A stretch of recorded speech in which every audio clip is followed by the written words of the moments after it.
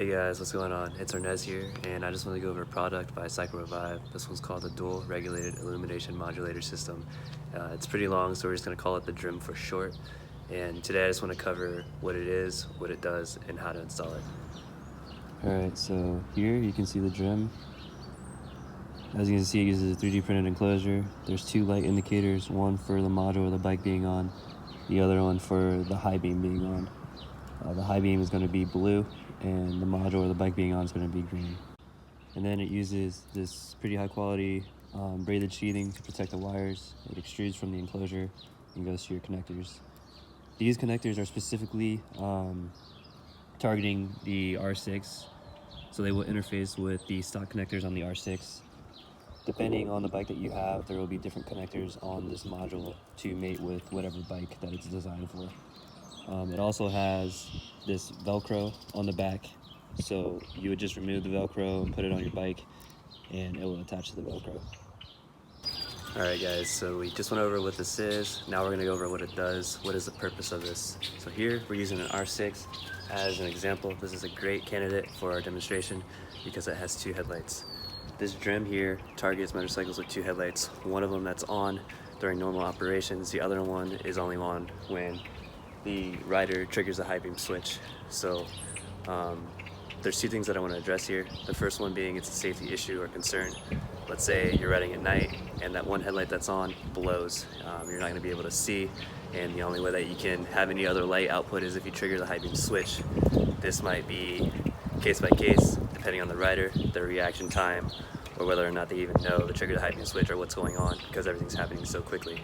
The second thing that I want to address on this is that there's sometimes a constant annoyance of people that are always telling you, hey, you have no headlight, or one of your headlights out, or it seems that, like, why do people always ride with one headlight? What is the purpose of it? Here we have that traditional setup that I mentioned before, where you have the one headlight on, and then the second one comes on when you flip the high beam switch. So after we install the DRIM, I'll show you how the new setup will be. First thing we're going to do for this installation is grab a hex socket size 4. You can also do this with an Allen key of a similar size. And we're just going to remove the RAM air cover on the left side. This is through 2 bolts, so we'll just unbolt the top here. And then we'll remove the bottom bolt.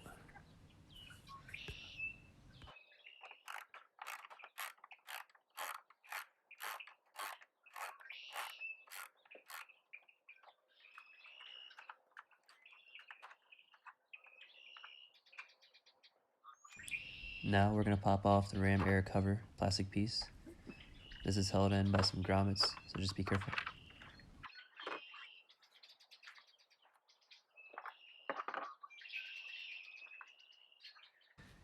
And once we have the plastic piece removed, we're going to remove the Velcro from the DRIM and place it on the inner side of the fairing.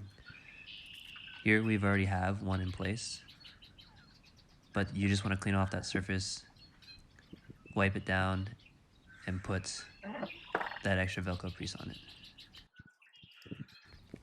Then you want to locate the blue connector that sits underneath the headlight housing or is floating right behind it.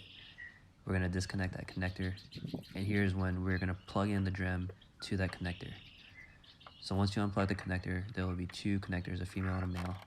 We are going to use the short side of the harness connectors on the DRIM to plug into the blue connectors.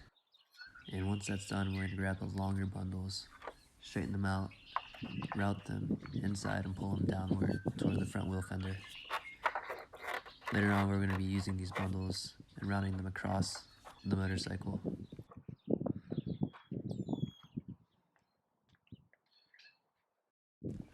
Now the same thing's going to be done on the other side. So here on the right side, we're going to unbolt the 2 bolts that hold in the RAM air cover and just remove that plastic piece.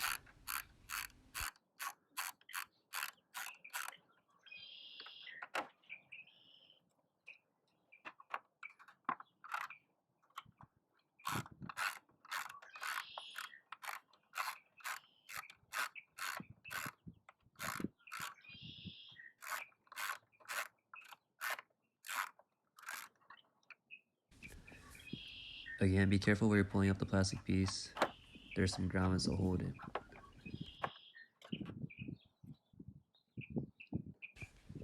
And here we're going to find the blue connector on the right side, and we're just going to disconnect that connector so that there's a female and a male side. And then we're going to reach down and grab the longer bundles of that DRIM and pull them over so that we can connect the DRIM connectors into the blue connectors.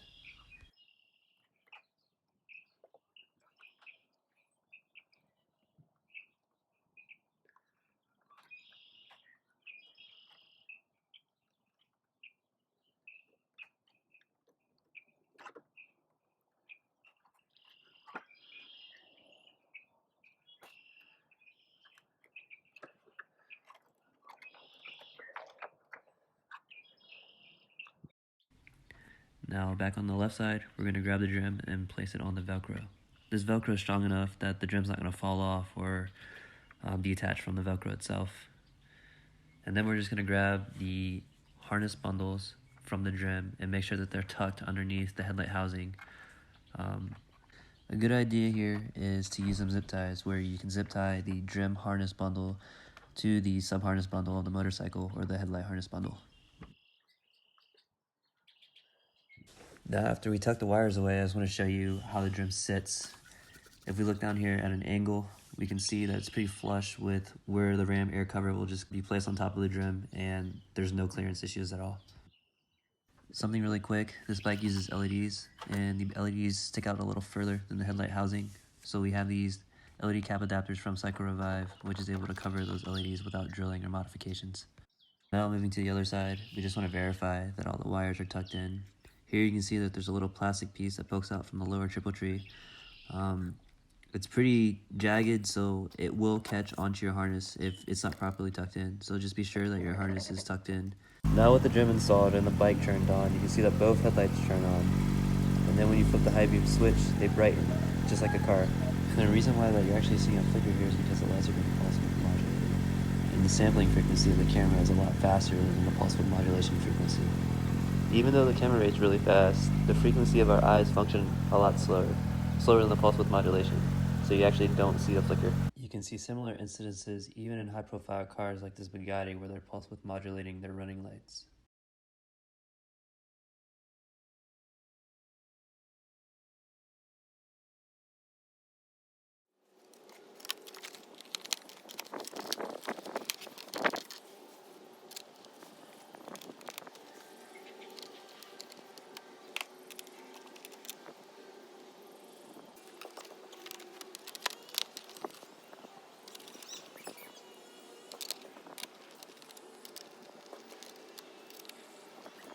Alright, so earlier I installed the DRIM system. Now I just want to show you a demonstration between the low beam and high beam on the DRIM setup at night when we rely on our headlights the most.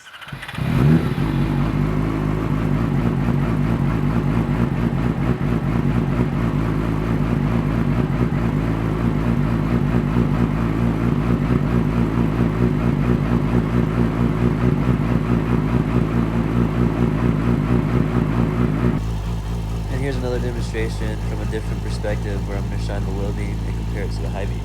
Here's the low, and then here's the high. So this is a pretty big difference, and the low beam is actually putting out just as much light as that single headlight was putting out before we installed the DRIM.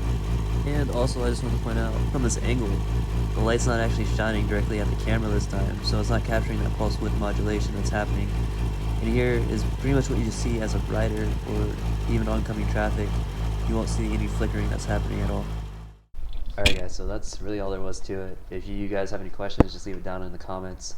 This video is to address the DRIM installation and anything related to that. So I'll be posting all this information in the description.